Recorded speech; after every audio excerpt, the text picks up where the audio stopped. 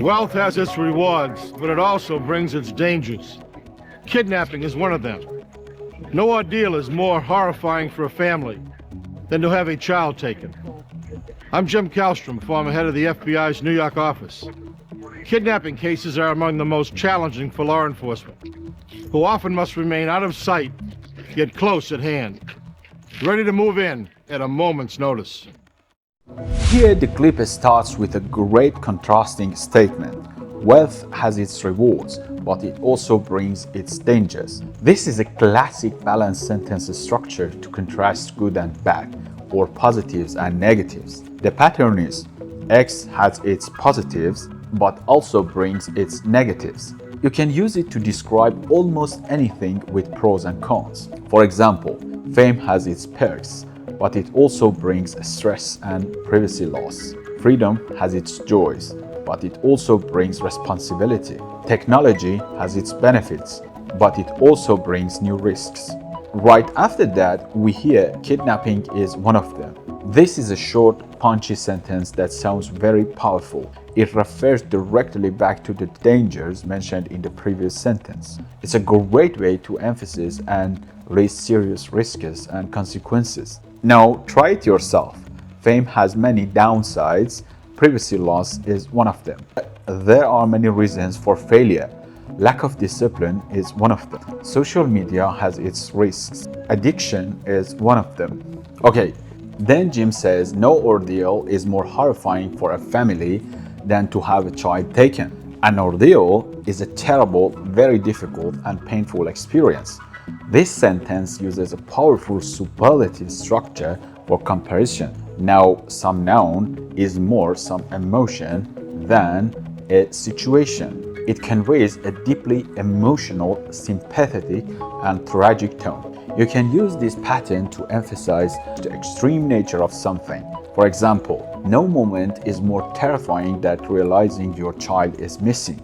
No loss is more devastating than losing a loved one. No failure is more painful than betraying your own values. Next, we hear a simple but powerful self-introduction from Jim Kallstrom. I'm Jim Kallstrom, former head of the FBI's New York office. This is a fantastic way to introduce yourself and establish credibility. You can easily imitate this structure. For example, I'm Harry Ressa, data analyst and lifelong language learner. I'm Alex Smith, former US Navy officer and cybersecurity expert. Jim then explains that kidnapping cases are among the most challenging for law enforcement, who often must remain out of sight, yet close at hand, ready to move in at a moment's notice. Let's break down this complex but powerful sentence. Among the most challenging means these cases are exceptionally difficult for the police and legal authorities. The phrase law enforcement, who often must, is a great way to describe professionals and their specific duties, like doctors who must stay calm in emergencies, pilots who must make split-second decisions. Now, look at the series of actions. Remain out of sight, get close at hand, ready to move in at a moment's notice. Remain out of sight means staying hidden. Get close at hand means being nearby and ready. And at a moment's notice means ready to act instantly with no delay. What's really powerful here is the parallel structure and compressions of ideas. The narrator uses similar grammatical forms like verbs and phrases repeatedly to create rhythm and flow, making the description impactful without needing full sentences. Think of it like this: stay calm, stay quiet, stay focused, keep your eyes open, stay alert, act fast. These compressed phrases are excellent for dramatic and persuasive speaking.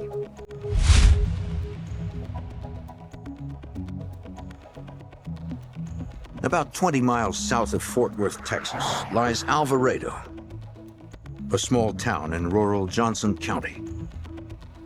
A few wealthy residents found Alvarado a safe haven away from the state's urban centers.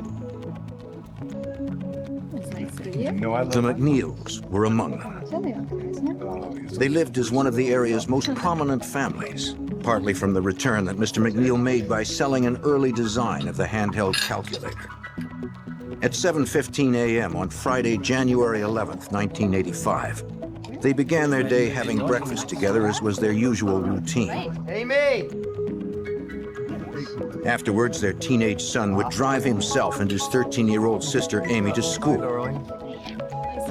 Please be careful out there today. Come on. Bye, Amy. Alright, we start part 3 with a great example of narrative style. About 20 miles south of Fort Worth, Texas, lies Alvarado, a small town. This uses subject-verb inversion for a more dramatic storytelling effect. Instead of Alvarado lies, the narrator says lies Alvarado, putting the location first. The expression lies a place is more formal or cinematic way to say place is located. You'll often find this inversion in narration or descriptive writing to sound poetic or impactful. For example, on the edge of the cliff stood an old lighthouse. In the middle of the forest was a hidden cabin. Next to the river sits a peaceful village. So remember this tip. Use inversion for that dramatic or poetic flair in your own English. Next, we hear a few wealthy residents found Alvarado a safe haven away from the state's urban centers. This sentence gives us two great expressions. First, found a place, a safe haven. A safe haven is a peaceful, secure place, often used metaphorically as a refuge from danger or chaos. It means they considered Alvarado a safe place to be. The mountain cabin was a safe haven during the storm. Books became a safe haven during hard times. She considered her grandmother's home a safe haven. Now, this pattern, found, place, a description, is great for more mature descriptive style. For example, they found the hotel a perfect retreat. Second, urban centers. This is a more formal way to say big cities or densely populated areas. Many people are moving away from urban centers for a quieter life. Pollution is usually higher in urban centers.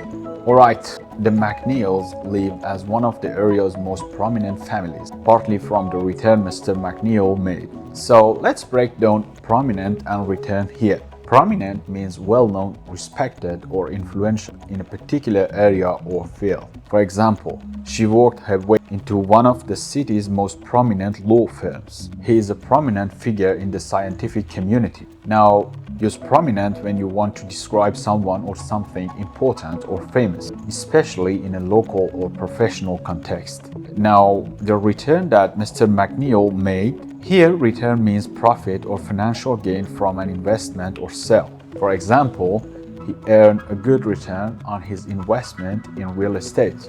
They enjoyed high returns from their tech startup. So, this use of return is very common when discussing investments or business profits. The narrator sets the scene precisely. At 7:15 a.m. on Friday, January 11, 1985, they began their day having breakfast together, as was their usual routine. So this phrase, as was their usual routine, or as was their habit, custom, tradition, means it was something they regularly did. It's a slightly more formal narrative style common in documentaries. Here are some examples. As was her usual routine, she went jogging after work. They watched the news together, as was their habit. As was expected, he stayed late to finish the job. As was tradition, the team celebrated with fireworks. This specific timestamp at 7:15 a.m. on Friday, January 11, 1985 isn't just a detail.